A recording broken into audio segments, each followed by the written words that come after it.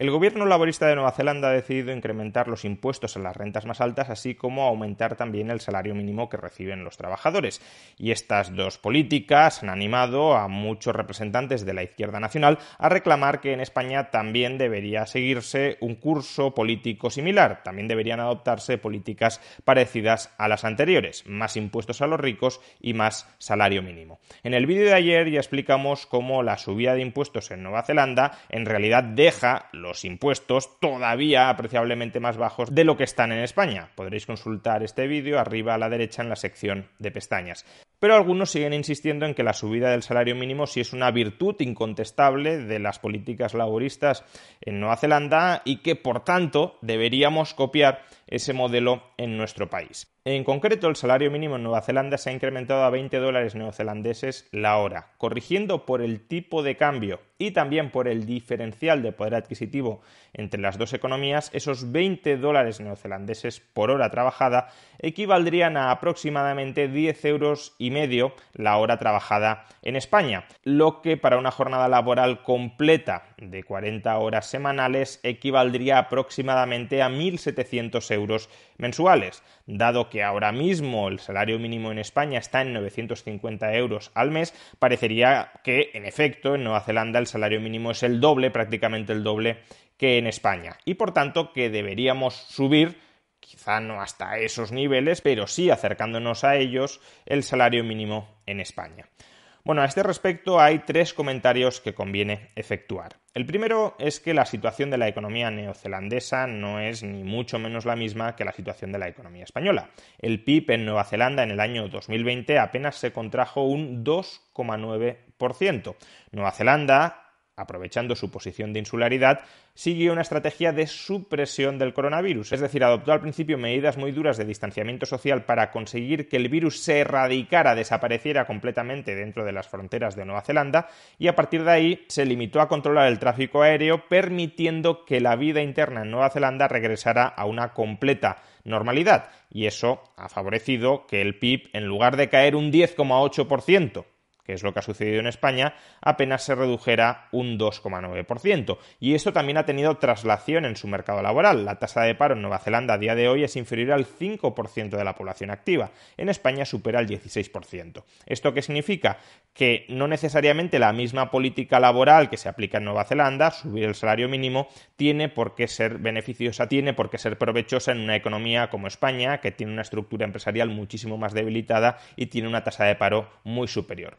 Pero es que, en segundo lugar, la comparativa no se está efectuando de manera correcta. No es cierto que debamos comparar unos 1.700 euros al mes de salario mínimo en Nueva Zelanda con 950 euros al mes en el caso de España, por varias razones.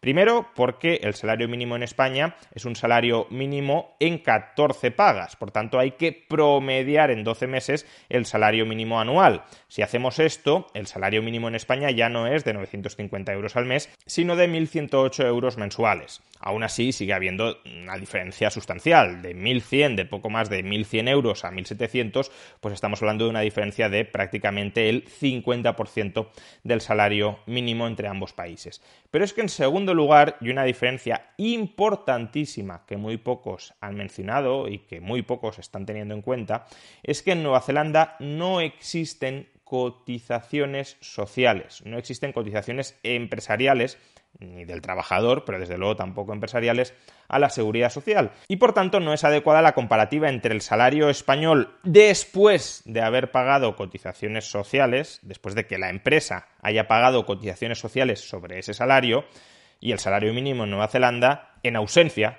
de cotizaciones sociales.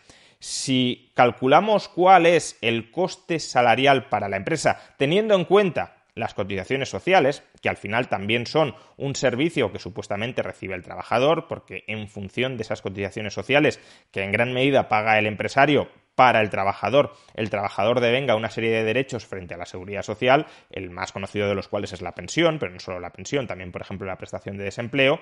Pues bien, si incluimos la cotización empresarial a la seguridad social como parte de la remuneración del trabajador, tendremos que el salario mínimo en España no son 1.108 euros al mes, sino 1.440 euros mensuales. En tal caso, el salario mínimo de España, incluyendo las cotizaciones empresariales a la seguridad social, equivale al 85% del salario mínimo en Nueva Zelanda, dado que ese salario mínimo no implica el pago de cotizaciones empresariales a la seguridad social.